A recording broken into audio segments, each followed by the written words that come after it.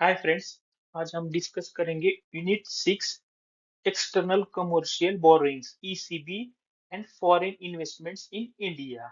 उसका हम question and answer case studies questions हम इसमें देखेंगे। ठीक है, स्टार्ट करते हैं। First case study external commercial borrowings. ठीक है, सिनेरियो दिया है XYZ इंफ्रास्ट्रक्चर लिमिटेड है sir. An Indian company plans to raise funds for a new highway project. ठीक है, XYZ infrastructure limited Indian company, उसको हाईवे प्रोजेक्ट के लिए फंड रेज करना है। क्या क्या फंड, क्या क्या डिटेल्स डिटेल्स नीचे दिया है। अमाउंट कितना करना है सर, 1200 करोड़। टेंडर क्या है सर, 5 years के लिए। Mode of issuance of plain vanilla rupee denominated bonds overseas listed on the Singapore exchange।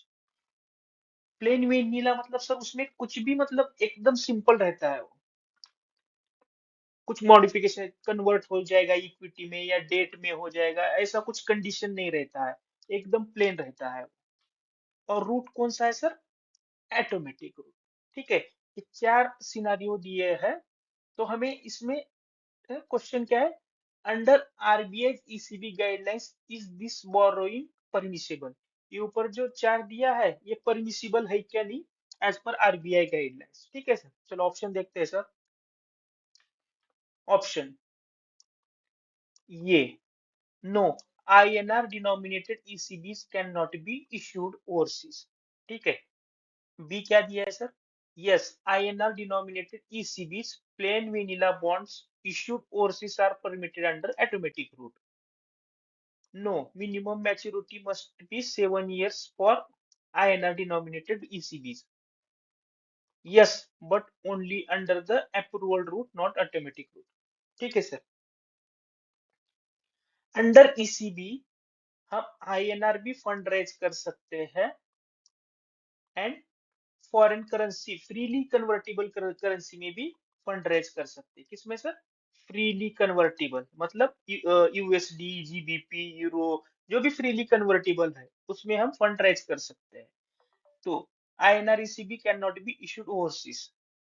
ठीक है, ये तो रॉन्ग हुआ है क्योंकि हम INR ECB कर सकते हैं। Second, yes, INR denominated ECBs plain vanilla bonds issued overseas are permitted under automatic route. Yes sir, automatic route के अंदर परमिटेड है, बट क्या है ना उसमें जो जो स्पेसिफिकेशन दिए विद इन दैट गाइडलाइन होना चाहिए। ठीक है, तो हमारा आंसर बी है correct.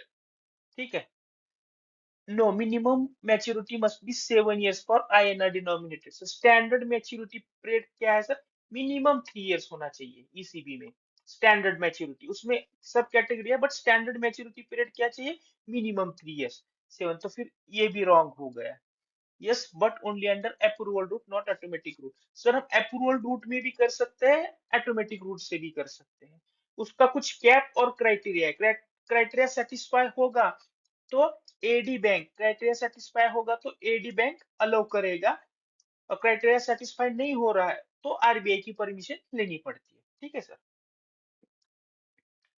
Correct answer B, yes, INR denominated ECBs plain vanilla bond issued overseas are permitted under automatic rule. ठीक है सर, अब हम इसका एक्सप्लेनेशन देखेंगे और इस केस स्टडी से हमने क्या सीखा है वो की पॉइंट्स भी हम देखेंगे सर। ठीक है, एक्सप्लेनेशन। इलिजिबल इंस्ट्रूमेंट, कौन से इंस्ट्रूमेंट इलिजिबल है। INR डिनोमिनेटेड ECBs इंक्लूडेड, क्या क्या इंक्लूड आएगा सर इसमें, bank loans, notes, bonds, debenture, trade credit, FCCBs, FCEBs and plain vanilla rupee bonds issued overseas. ठीक है sir, listing, these bonds may be privately placed or listed as per host country regulations। उस country के regulation जो है, अब हम Singapore exchange acceptable यहाँ पे जो दिया है सिंगापुर एक्सचेंज का, उस कंट्री का जो भी रेगुलेशन है उस रेगुलेशंस में ये चीजें बैठनी चाहिए। Tenor, maturity is 5 years which is above minimum 3 years requirement, ठीक है सर। मिनिमम 3 इयर्स का रिक्वायरमेंट है route. If guidelines are satisfied, eligible borrower, lender, maturity, currency, instrument, such ECBs are allowed under automatic route। किसी किसी को क्या होता है, मैच्योरिटी कम चाहिए, तब आरबीआई का परमिशन लेना रहता है। जो भी है, जो जो क्या जो कंडीशंस दिया है वो मैच हो रहा है तो हम ऑटोमेटिक रूट पे कर सकते हैं। ठीक है सर। की पॉइंट्स देखेंगे सर अब। ECBs can be denominated in freely convertible foreign currency FCY, freely convertible, और इंडियन रुपीज। वन, इंस्ट्रूमेंट्स कौन से अलाउड है सर? कौन से इंस्ट्रूमेंट से एक्सटर्नल कमर्शियल बोरिंग कर सकते हैं? लोन ले सकते हैं, through bonds, through debentures, through FCCBs, through FCEBs, financial lease, trade credits greater than 3 years. Trade credit जो ग्रेटर देन 3 इयर्स है वो भी ईसीबी के अंडर आएगा sir. INR ECBs include plain vanilla rupee bonds issued overseas, बाहर issue कर रहा है। प्लेन वेनिला का मतलब क्या है सर? एकदम बेसिक, सिंपल और स्टैंडर्ड, उसमें कोई कंडीशन नहीं है। ठीक है sir.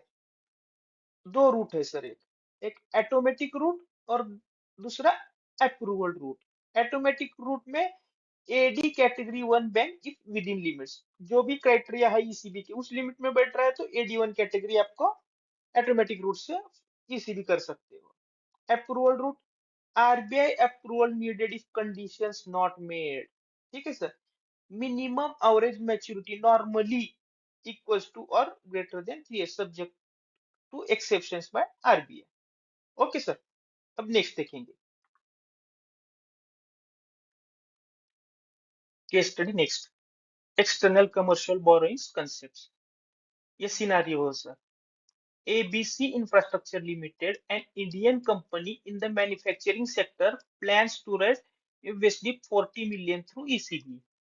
ABC infrastructure Indian company है मैन्युफैक्चरिंग सेक्टर की, उसे फंड रेज करना है यूएसडी 40 मिलियन थ्रू ईसीबी। ठीक है, डिटेल्स नीचे दिया है। बोरोवर इंडियन कंपनी है, eligible for FDI. Lender foreign bank located in Singapore. और सर ये एफएटीएफ कंप्लायंट है। ठीक है सर। एफएटीएफ का लॉन्ग फॉर्म क्या है? Financial action task force. ठीक है sir. End use sir, working capital purpose के लिए ईसीबी रेज करना है। टेनर क्या है सर? 3 इयर्स का टेनर है। Cost benchmark rate plus 480 BPPS spread है सर। ठीक है।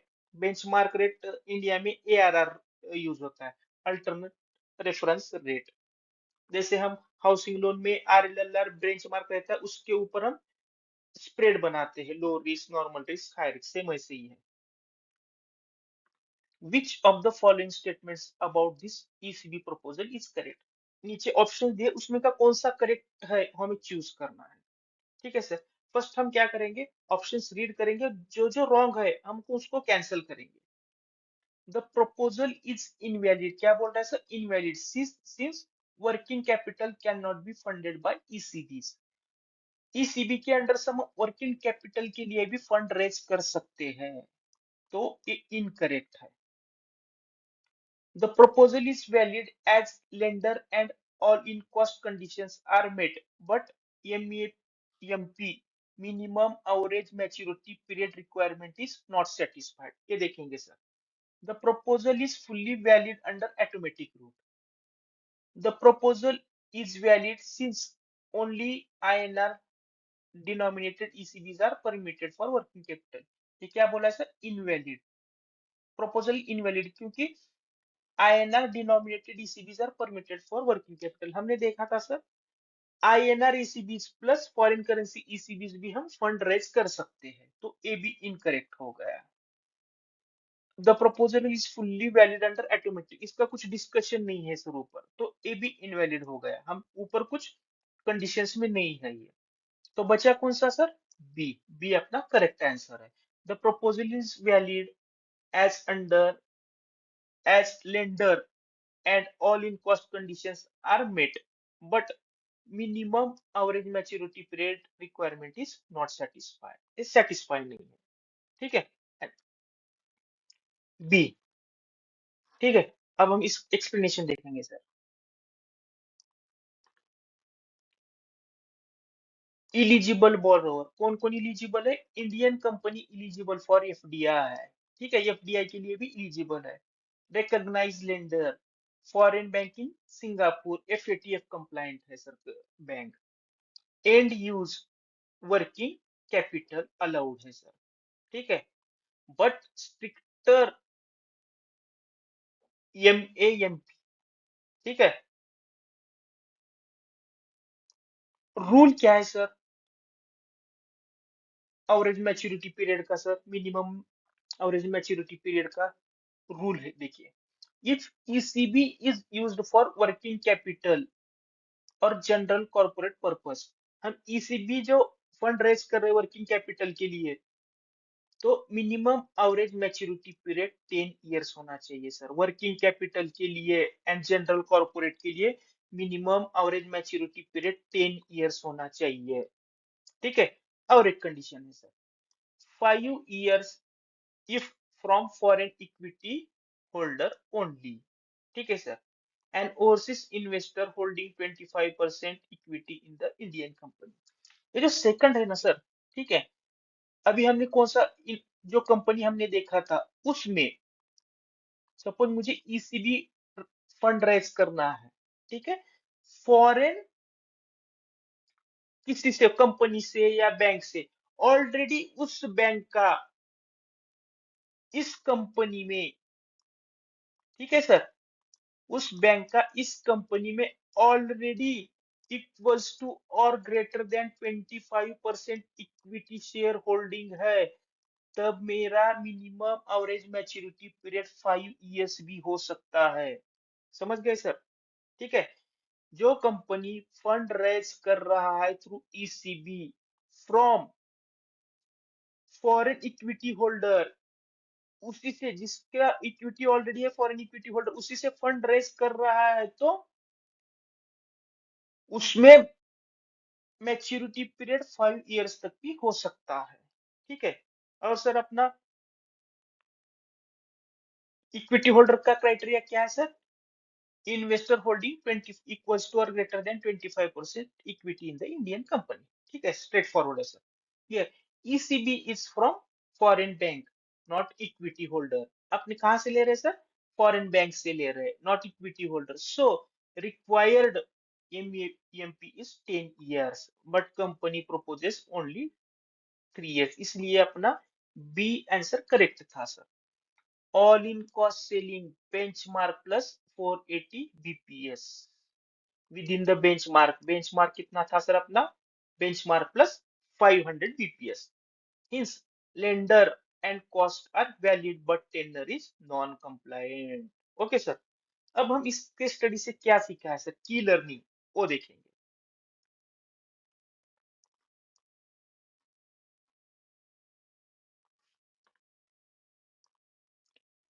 कौन से इलिजिबल बोरोवर्स हैं ईसीबी के लिए? All FDI eligible entities, startups, ports, SEZ, SIDBI, Exim bank, MFIs, INR, ECB only. ये माइक्रो फाइनेंस इंस्टीट्यूशंस के लिए सर आईएनआर में फंड रेज कर सकते हैं। ठीक है, फॉरेन करेंसी में नहीं कर सकते MFIs. And use restrictions, and use भी रेस्ट्रिक्शंस है सर। प्रोहिबिटेड रियल इस्टेट में, जो हमने ईसीबी ये क्या फंड रेज कर रहा है सर, उस रियल इस्टेट में यूज नहीं कर सकते, कैपिटल मार्केट में नहीं कर सकते, इक्विटी इन्वेस्टमेंट में नहीं कर सकते, ऑन लेंडिंग जो अभी हम यूज कर रहे हैं ना इसमें, ये वाले प्रोहिबिटेड सेक्टर में, उसमें ऑन लेंडिंग के लिए यूज नहीं कर सकते, etc. Working capital and general corporate purpose allowed only from foreign equity holder, minimum average maturity 5 years, other with 10 years। हमने जो ऊपर डिस्कस किया है, 5 years किसके लिए है सर? फॉरेन इक्विटी होल्डर के लिए। For others 10 years working capital का। recognized lender, FATF, IOSCO compliant countries, multilateral regional financial institutions, individuals equity holders, bond subscribers, foreign branches of Indian banks only in FCY. ठीक है sir. जो suppose State Bank of India का foreign में branch है, तो lend कर सकता है सिर्फ फॉरेन करेंसी में, not in INR. Minimum average maturity period normally 3 years होता है sir, normally 3 years. Manufacturing sector can borrow up to USD 5 million for 1 year. ये अलग अलग क्राइटेरिया है सर, मैन्युफैक्चरिंग सेक्टर के लिए अलग है, स्पेशल केस के लिए अलग है, वर्किंग कैपिटल के लिए अलग है। ठीक है। स्पेशल केसेस 5, 7 और 10 years depending on and use. All in cost selling sir. FCI foreign currency के लिए कितना है सर, बेंचमार्क प्लस 500। आईएनआर के लिए सर बेंचमार्क प्लस 450। लाइबोर अब शिफ्ट हो गया है sir ARR shifted, ECB benchmark plus 550 BPS. Okay sir. Next case study. PQR Limited, an eligible Indian manufacturing company, is planning to raise USD 500 million ECB under the automatic route for expansion of its overseas operations। ये अपना question है sir. PQR limited क्या करना चाहता है, fund raise करना चाहते हैं 500 million USD under ECB automatic route से। किस लिए, एक्सपांशन ऑफ ओवरसीज ऑपरेशन, बाहर का जो ऑपरेशन है उसका एक्सपांशन के लिए। ठीक है सर। डिटेल दिया हुआ है। जो लेंडर है वो foreign bank in the USA है, ये फेटीएफ कंप्लायंट है। ठीक है sir.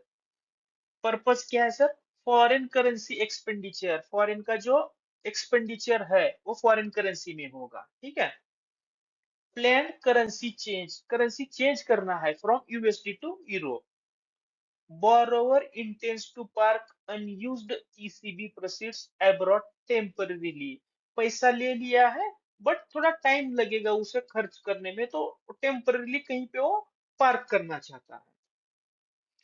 Borrower plans to refinance an existing ECB to take advantage of lower interest rate। ठीक है। उसका कोई एग्जिस्टिंग ईसीबी चल रहा है। ठीक है। तो उसका एडवांटेज लेने के लिए वो नया ईसीबी लेना चाह रहा है। ठीक है। Borrower intends to start financial hedging from the date of each drawdown। ठीक है। ये अपना डिटेल्स है sir. Which of the following statement is correct under RBI ECB guidelines? अब हमें नीचे जो ऑप्शन दिए गए हैं उसमें का करेक्ट कौन सा है as per RBI ECB guidelines, वो देखना है। फर्स्ट ऑप्शन है currency change from USD to euro is not permitted under ECB guidelines. ठीक है सर। सेकंड ऑप्शन क्या है, borrower can park ECB proceeds abroad only if meant for foreign currency expenditure. ठीक है सर। सेकंड बी है ये sir. Refinancing of existing ECB is permitted without any conditions। ये सी है sir. Financial hedging is optional and can be done anytime before repayment। ठीक है sir. First कौन से इनकरेक्ट है वो देखेंगे। ठीक है sir. Foreign currency change from USD to Euro is not permitted under ECB। Sir under ECB guidelines. ठीक है सर। ईसीबी गाइडलाइंस में आप one currency to other currency change कर सकते हैं इंक्लूडिंग आईएनआर। तो फर्स्ट वाला अपना रॉन्ग हो गया। ठीक है। borrower can park ECB proceeds abroad only if meant for foreign currency expenditure। ठीक है सर। borrower जो है ECB जो रेज किया है वो टेम्पररी पैसा पार्क कर सकता है फॉरेन करेंसी एक्सपेंडिचर में। ठीक है सर। ये करेक्ट है सर। ठीक है। Refinancing of existing ECB is permitted without any conditions, wrong है सर। जब भी रिफाइनेंसिंग करता है एग्जिस्टिंग ईसीबी को तो उसके लिए कंडीशंस है सर। क्या है, रेट ऑफ इंटरेस्ट जो है एग्जिस्टिंग से कम होना चाहिए और टेनर पीरियड कम नहीं होना चाहिए। ठीक है। Financial hedging is optional and can be done any time before repayment, ये रॉन्ग है सर। आपको हेजिंग जैसे ही डिसबर्स होता है आपको हेज करना मस्ट है एज पर आरबीआई गाइडलाइन। तो अपना आंसर क्या होगा sir? B is the correct answer. B. Borrower can park ECB proceeds abroad only if meant for foreign currency expenditure। ठीक है, बट उसका यहाँ पे और एक कंडीशन है सर। बट सपोज उसका आईएनआर एक्सपेंडिचर रहता है तो उसको तुरंत रिपेट्रिएट करना है। फॉरेन करेंसी में है तो पार्क कर सकता है अब्रॉड, ठीक है। बट आईएनआर में करना होगा तो उसे रिपेट्रिएट करना पड़ता है, ठीक है sir. Explanation. Change of currency. RBI allows change of currency of ECB from one freely convertible foreign currency to another freely convertible currency or to INR। ठीक है, तो ये परमिटेड है। Option A is incorrect. वहां पे क्या बोला था सर? अलाउ नहीं करता, तो ये इनकरेक्ट हो गया option. Parking of fund. ECB proceeds meant for foreign currency expenditure can be parked abroad pending utilization। कर सकते हैं। ECB proceeds for rupee expenditure must be repatriated immediately to India। ठीक है, आईएनआर एक्सपेंडिचर रहेगा ECB का तो हमें immediately repatriate India में पैसा लाना पड़ेगा। This makes option B correct. Refinancing in ECB permitted only if outstanding maturity is not reduced। Outstanding जो maturity है आपने 4 साल के लिए लिया है और maturity 3 साल का, उसके लिए permit नहीं है। All in cost of new ECB is lower than the existing ECB। Condition must be met। Option C is incorrect as stated without conditions। ठीक है। Next, financial hedging. Last all option. Mandatory for all exposures under ACB and should start from the time liability is created। Date of each drawdown। जिस दिन आपने disbursement लिया है उस दिन से आपको फाइनेंशियल हेज करना ही होगा। Optional D is incorrect because hedging is not optional and can not B deferred. ठीक है, अब इससे हमने की क्या क्या सीखा है वो देखेंगे सर। की learning. Change of currency freely allowed between FCY and INR। Hedging mandatory for both principal and coupon amounts from day of drawdown। Interest को भी और प्रिंसिपल को भी, ठीक है sir. ECB limits automatic route 750 USD million, 750 million USD और equivalent, ठीक है sir. Per annum, per year कितना कर सकते हैं सर? 750 मिलियन यूएसडी और इक्विवेलेंट। स्टार्टअप के लिए सर यूएसडी 3 मिलियन का। 750 के ऊपर चाहिए तो मुझे सर आरबीआई से परमिशन लेना पड़ेगा।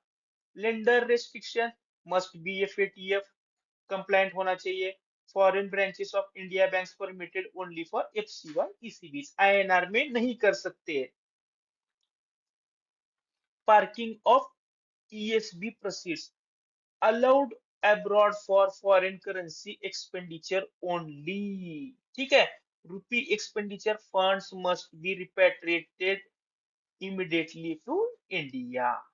Refinancing conditions allowed if maturity is not reduced and all-in cost is lower। Reporting ECB transaction must be reported monthly via from ECB to RBI। जो भी ECB ट्रांजेक्शन रहता है वो आपको आरबीआई को मंथली रिपोर्ट करना रहता है।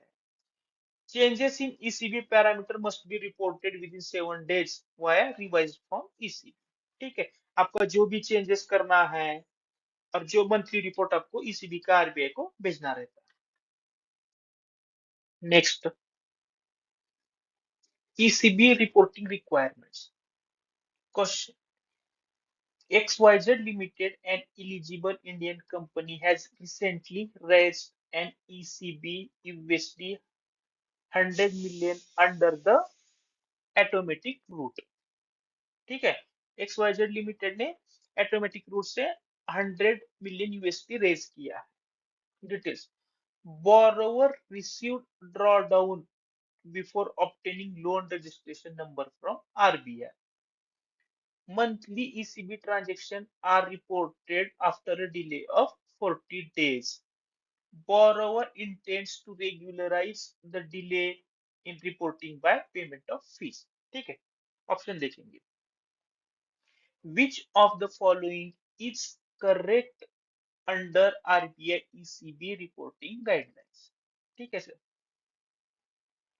ऑप्शन ये क्या बोल रहा है sir? Draw down before obtaining LRN is allowed if monthly reporting is done correctly. ठीक है सर. अब आप कोई लोन करते हो without account number, loan account number generation से पहले डिस्बर्समेंट करते हो क्या? नहीं. सेम कंसेप्ट यहाँ पे भी है. कोई भी डिसबर्समेंट होने से पहले या पैसा आने से पहले आरबीआई का परमिशन लेना पड़ता है और आरबीआई आपको एक एलआरएन नंबर देता है, तब जाके डिसबर्समेंट होगा. तो first one is wrong. Delay in reporting ECB transactions can be regularised by payment of late submission fees. ठीक है, कोई भी डिले होता है किसी भी ट्रांजेक्शन रिपोर्टिंग के लिए, आप लेट सबमिशन फीस करके उसे रेगुलराइज कर सकते हो. तो ये करेक्ट है. LRN is optional for ECBs raised under automatic route. LRN mandatory है हर चीज के लिए. ऑटोमेटिक रूट रहने दो, कुछ भी रहने दो, LRN इज मैंडेटरी. तो ये हो गया अपना wrong. No action is required for delay in monthly reporting of ECB transactions. ये भी रॉन्ग है, आपको फीस देना पड़ेगा. ठीक है, तो बी आंसर करेक्ट है. अब एक्सप्लेनेशन देखेंगे. Correct answer B. Delay in reporting ECB transactions can be regularized by payment of LSF, late submission fees. Loan registration number. ECB drawdown is allowed only after obtaining LRN from RBI. ठीक है. Hence option A is incorrect. Drawdown without LRN is a violation of ECB rule.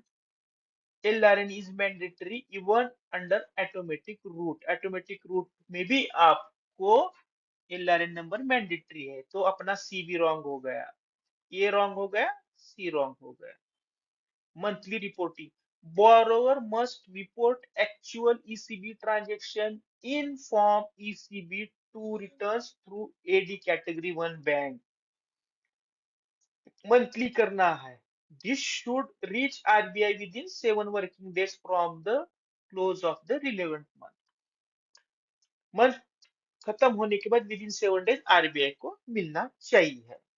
ठीक है, तो ऐसे D, ये भी D wrong हो गया. Delay in reporting. Delay can be regularised by payment of late submission fees. ठीक है, डिले जो है वो रेगुलराइज कर सकते हैं. एलएसएफ varies from 5,000 to 1 lakh per year depending on the delay, around up to 30 days to beyond 3 years. तो आपको पेमेंट को लेट सबमिशन फीस करके आप रेगुलराइज कर सकते हो. Therefore B is correct. No action for delay. Delay without regularization attract penalties and is non-compliant. Hence option D is incorrect. ठीक है सर. अब की लर्निंग, इससे हमने क्या सीखा वो देखेंगे. LRN सर मैंडेटरी है. Before ECB drawdown are issued by RBI upon receipt of form. ठीक है, कोई भी ECB बोरो करने से पहले आपको एडी बैंक के पास जाना रहता है. एडी बैंक आरबीआई को पास डॉक्यूमेंट्स भेजेगा, वहां से आपको एलआरएन नंबर आएगा. Form ECB two returns.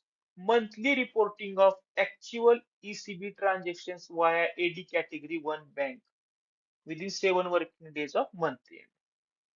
Change of ECB parameter must be reported monthly returns. Delay in reporting regularize कर सकते हो. रेंज क्या है? 5,000 to 1 lakh per year depending on extent of delay.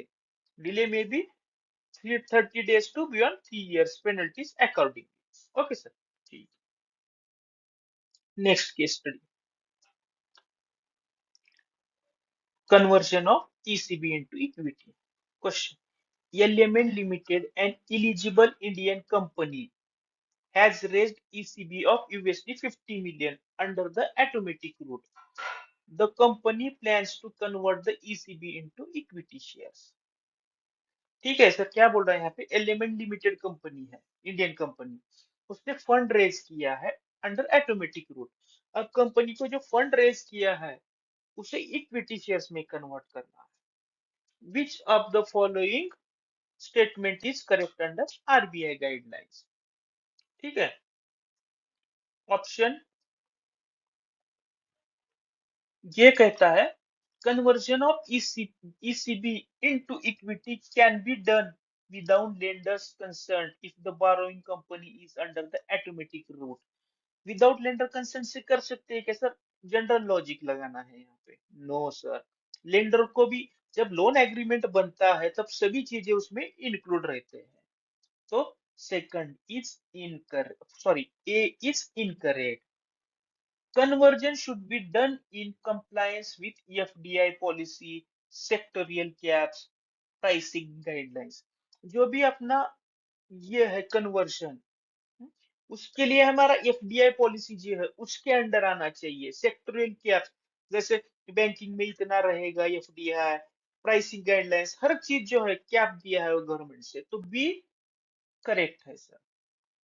See, sir, borrower can convert ECB into equity even if it has availed credit facility from Indian banks without informing them. ये possible है क्या sir? नहीं। Without Indian bank concern वो ECB to equity कर सकता है क्या? नहीं, क्योंकि ऑलरेडी ऑलरेडी जो फंड बैंकों ने उसे लोन दिया है उसका चार्ज उसमें रहेगा सर, तो ये भी उसे बैंक को बताना पड़ेगा। तो C is also wrong. Conversion of ECB into equity can be done at any price agreed between borrower and lender without regulatory restriction. ये तो फोर्थ तो रॉन्ग ही रॉन्ग है सर, हर जगह पे रेगुलेटरी रिस्ट्रिक्शंस आता ही है इंडिया में। ठीक है sir, answer B is correct. Conversion should be done in compliance with FDI policy, sectoral caps and pricing guidelines. ठीक है sir. Explanation: Lender's consent. Conversion of ECB into equity requires lender consent. Without lender consent नहीं कर सकते। Option A is incorrect. Mandatory automatic route में भी आपको lender consent चाहिए।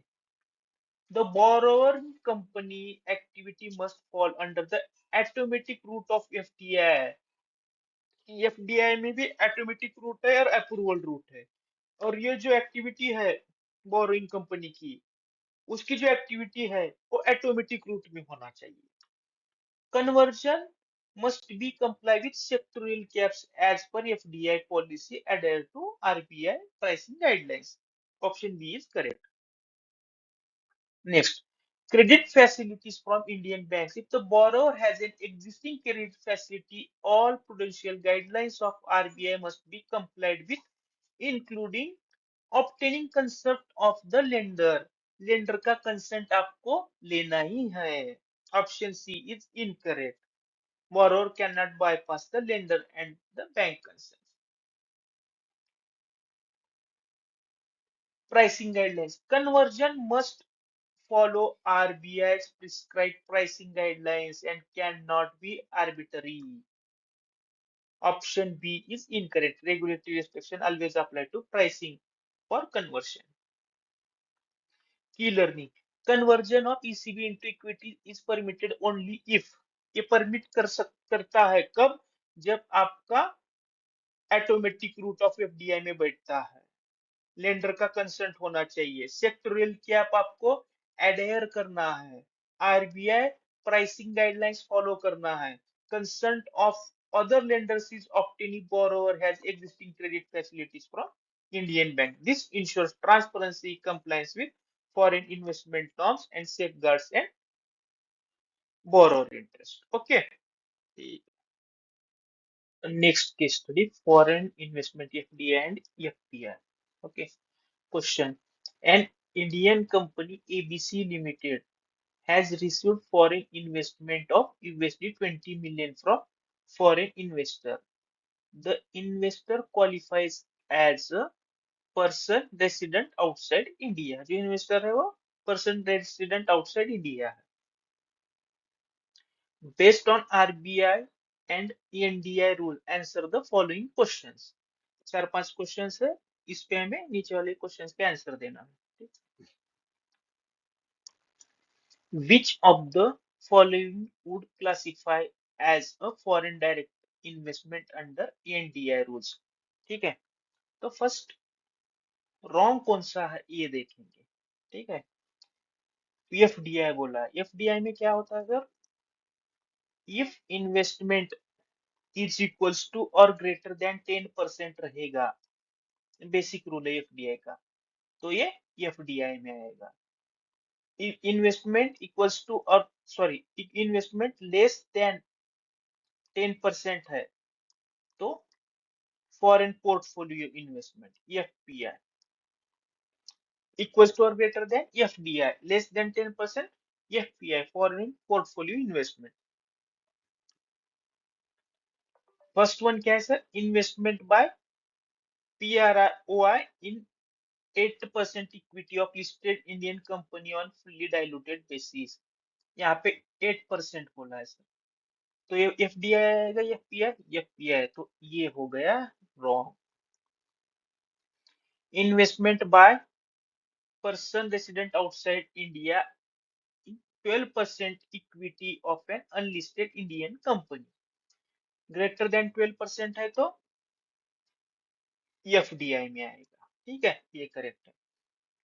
सी less than 5% है तो ये एफपीआई, तो एफडीआई में नहीं आएगा।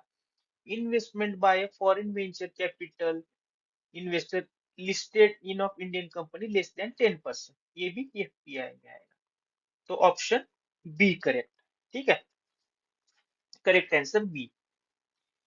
FDI is defined as investment by person resident outside India in equity instruments. ठीक है, in an unlisted Indian company any percentage। जो कंपनी लिस्टेड नहीं है, अनलिस्टेड है, कोई भी परसेंटेज को एफडीआई माना जाएगा। फॉर लिस्टेड के लिए क्या रहेगा sir? Listed in company on a fully diluted basis equals to और greater than 10% of paid up equity. ठीक है, इक्वल्स टू और ग्रेटर देन 10% एफडीआई। अनलिस्टेड में आप कितना भी करो अमाउंट, एनी परसेंटेज, तो अनलिस्टेड में एनी परसेंटेज और लिस्टेड में इक्वल्स टू और greater than 10%। Option B qualifies unlisted company with 12% equity. Sir इसमें 5% भी होता, अनलिस्टेड है तो भी ये एफडीआई कहलाता। A and C greater than 10% है तो एफडीआई पे आएगा। FVCI investment are treated separately, not direct FDI. ठीक है, नेक्स्ट क्वेश्चन।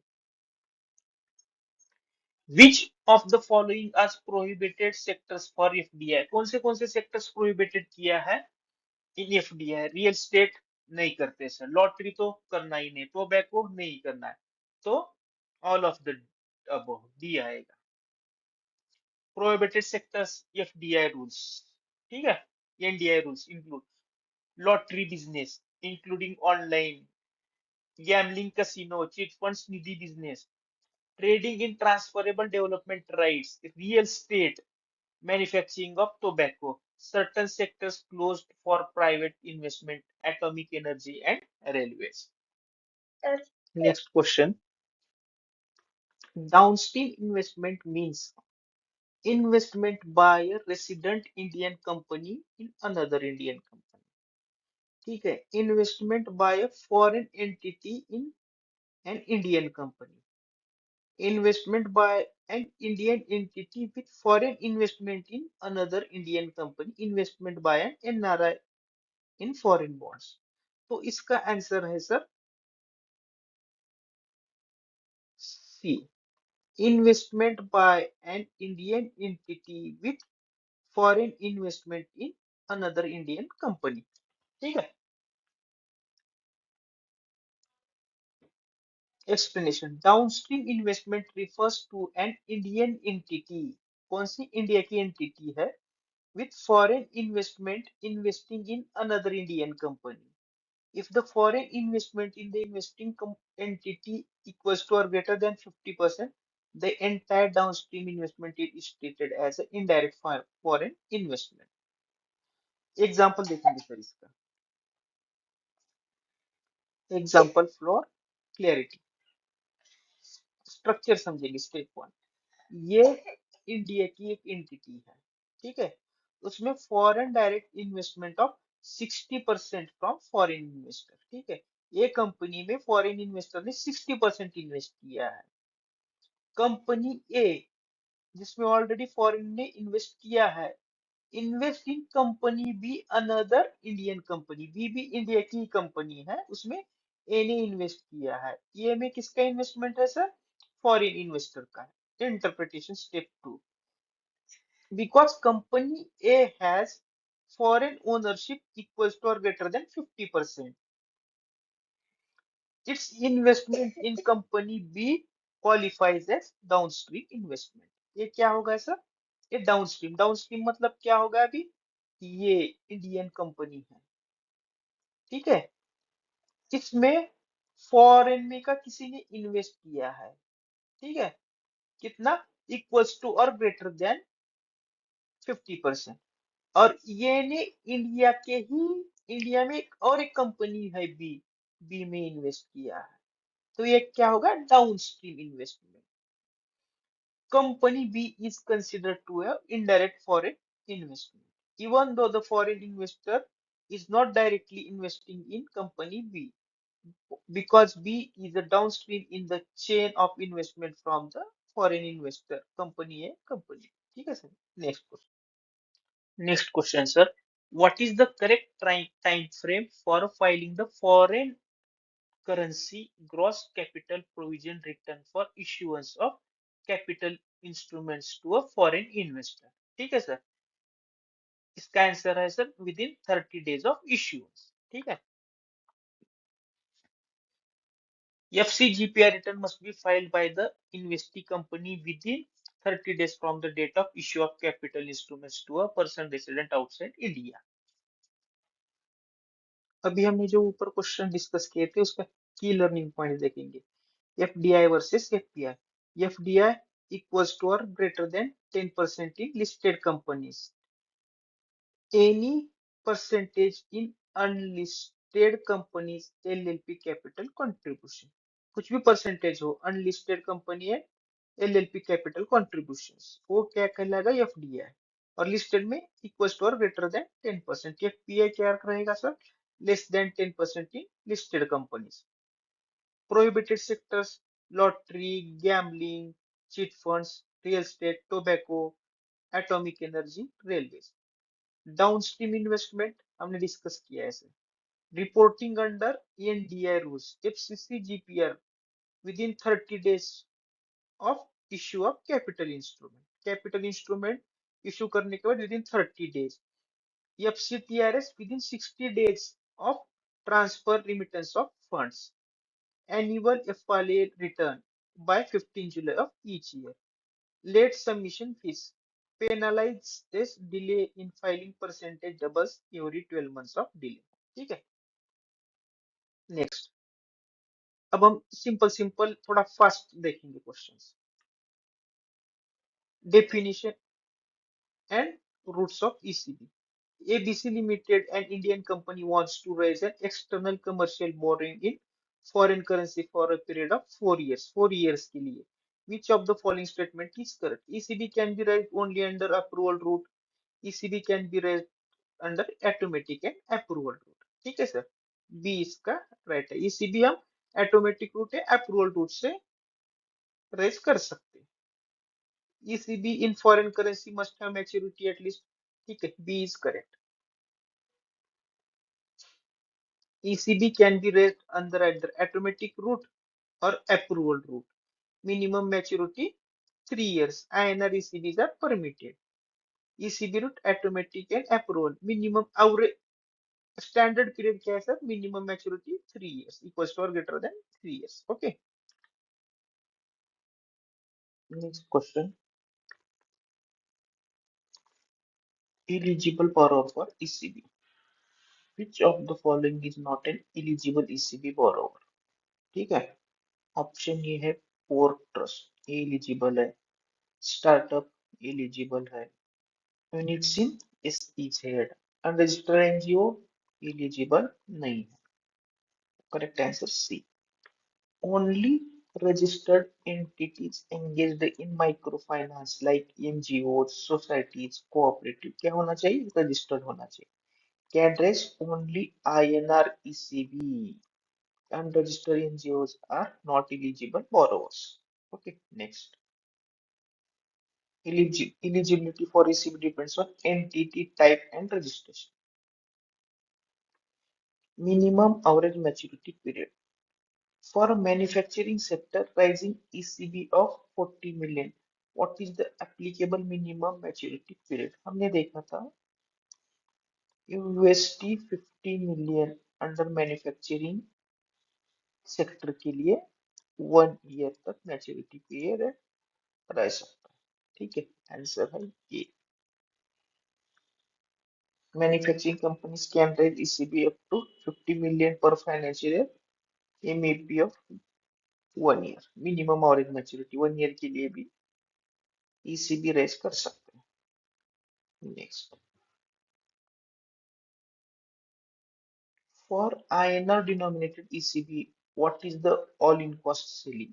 ठीक है, इसका आंसर है benchmark rate plus 450 BPS spread.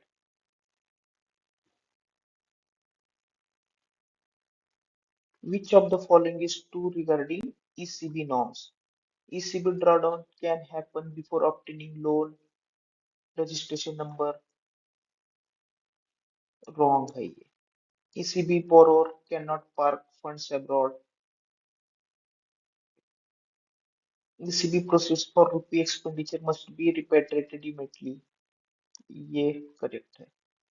ECB borrower cannot park funds, बाहर पार्क कर सकता है, इसलिए उसका कोई फॉरेक्स लाइबिलिटी है या एक्सपेंडिचर के लिए बाहर पार्क कर सकता है, तो ये भी रॉन्ग हो गया। Refinancing of ECB is not permitted, permitted है बट विथ सम कंडीशन, ये भी रॉन्ग है, तो अपना आंसर क्या होगा? सी। ECB proceeds for rupee expenditure must be repatriated immediately to lenders rupee accounts। ठीक है,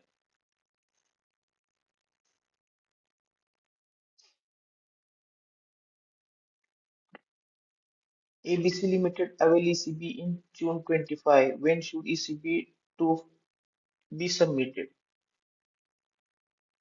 With, within 7 days from the close of the month। ठीक है, डी आंसर है इसका।